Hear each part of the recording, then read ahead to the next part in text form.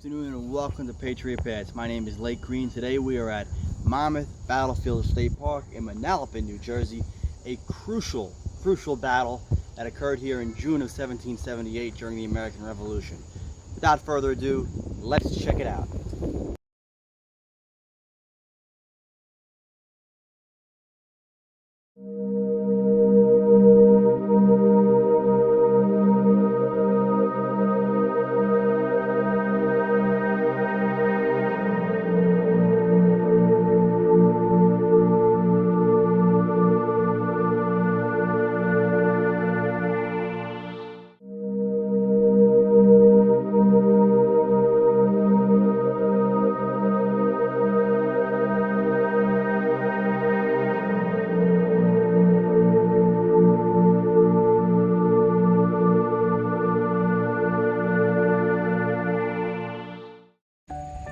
So we are, as I said, at the very bucolic, modern Monmouth Battlefield. It looks just exactly the same as it did in 1778 today. The land is still farmed. The fields are still owned by the descendants of individuals whose ancestors fought during the battle. So, I will say this. Before this battle happened here on June 28, 1778, things were not good for the American Army. They had just weathered a horrific winter at Valley Forge in which thousands of men perished from disease and frostbite and starvation. So between those three things, a big number was done on the American Army, but not on the morale of the American troops, because out of this torrential winter, a silver lining emerged with General Friedrich Wilhelm Baron Von Steuben, who I've talked about in earlier videos. He came over in the winter of 1777 from 78 to the American colonies, appearing before the Continental Congress with a recommendation letter from Benjamin Franklin. He had served in the King of Prussia, the Frederick the Great's great army.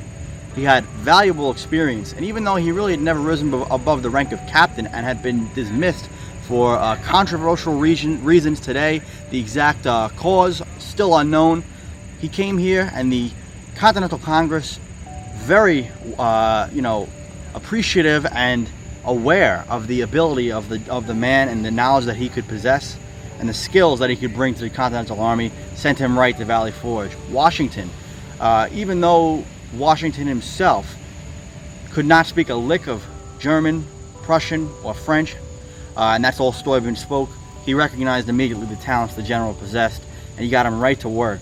And he whipped Von Steuben, the American Army, right into shape in Valley Forge. So by the time they left Valley Forge, their winter encampment in May of 1777, really mid-June, June 16th, I believe, is the first real day that they actually began to march from Pennsylvania into New Jersey.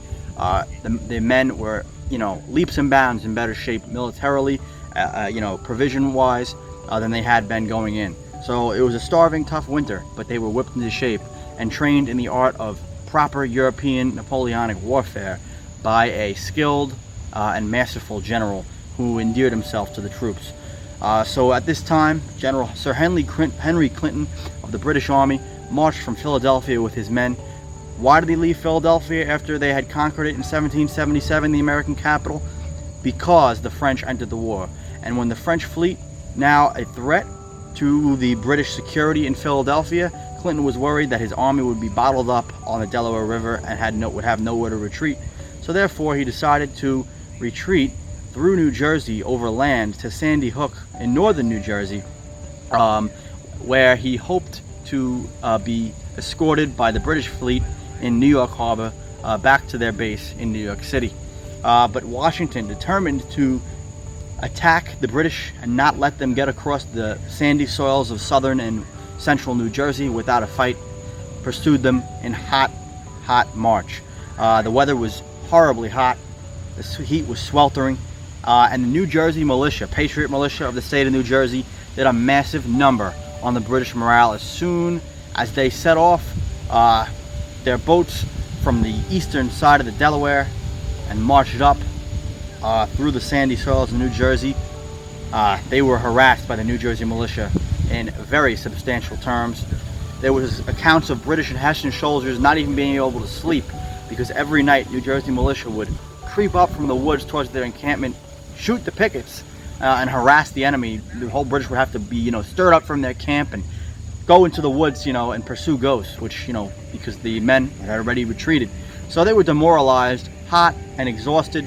Their baggage train was cumbersome. They were in full uniform and had a lot more supplies than the Americans, which actually worked to their disadvantage in the hot, sweltering heat and the speed of march through southern New Jersey in June of 1778. And by the time they reached Monmouth Battlefield, Monmouth Courthouse, modern-day Freehold / Manalapan townships, on June 26th, 1778, Washington's men were only a couple miles behind. And after holding a council of war on June 27th, Washington decided that a more direct assault could be made. A lot of Washington's generals felt like they should not risk a main assault in the British Army, but he eventually overruled them, and they decided to attack. And first he offered the honor of leading an advanced attack of a couple thousand men the next morning, which would be June 28th, to his second in command, Charles Lee.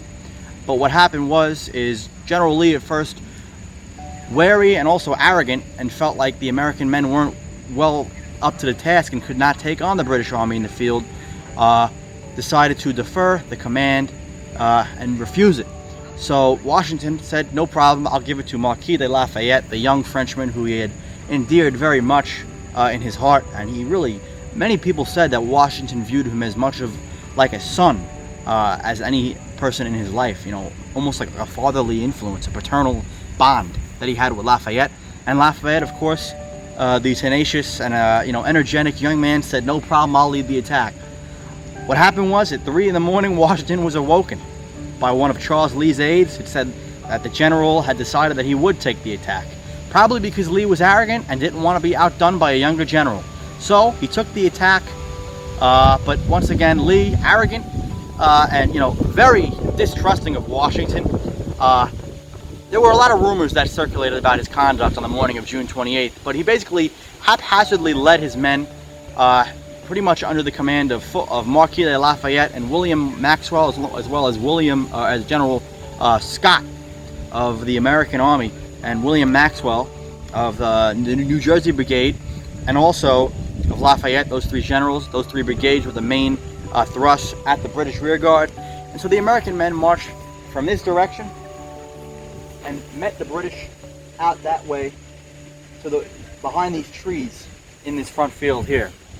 And Lee was nowhere to be found. He gave no direct orders, only a general attack.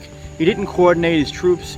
He didn't even remain in contact with his brigadier generals Lafayette, Scott, and Maxwell. And so the Americans were in a haphazard and confused decision and position. So General Clinton, well aware of this, had ordered Charles Cornwallis and his really, tough elite soldiers to be the rear guard of the British Army. So the Americans tried to attack the rear of the British Army, only to be attacked by the best troops that the British had, and Charles Lee not commanding his men at all. The Americans were quickly routed and were retreated across the field after only a minor skirmish in a completely disorganized, disorderly retreat.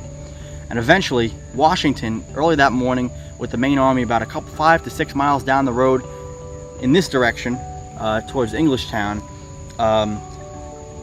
came up the road to the American men and raced towards the gunfire with the main body of the army. And he encountered a fifer on the road, and the fifer was asked by General Washington, what are you doing? Because this fifer was, retreating. He said, what are you doing? And he said, oh, I'm retreating. Under whose orders? Oh, General Lee. And Washington, refusing to believe that his men would be retreating already, he thought everything was going to plan, and he'd heard nothing from General Lee, was said, arrest him for desertion, until he went up the road and he saw floods and scores of American men pouring back, and his own men that were marching up the road, fresh troops, began to be startled and panicked. Washington rode ahead with General Nathaniel Greene and General Henry Knox and encountered Lee, where they found him flustered on horseback. Washington said, skipping all the formalities of the time, and back then in the 18th century, so the formalities were very, very, considered high etiquette. You had to be formal before you had any sort of real discussion. Washington completely skipped all of it and said, I demand to know what is going on here, sir. And Lee pretty much said, oh, well, I'm doing a good job. Our men are retreating. And I told you, General, I told you so. We couldn't fight the British. We're not good enough. And Washington lost his mind. And this is a man who we always see in the photos as being this stoic, just calm leader. But he did have a bad temper. And this is one of the few times in the war that he actually lost his temper, uncontrollably. And it was actually one of the only times that his generals wrote that they heard him curse. And he said, "You damned poltroon, you never even tried them," meaning you didn't even attack the British, and let off a massive procession of swearing and cursing at Charles Lee, who tried to defend himself.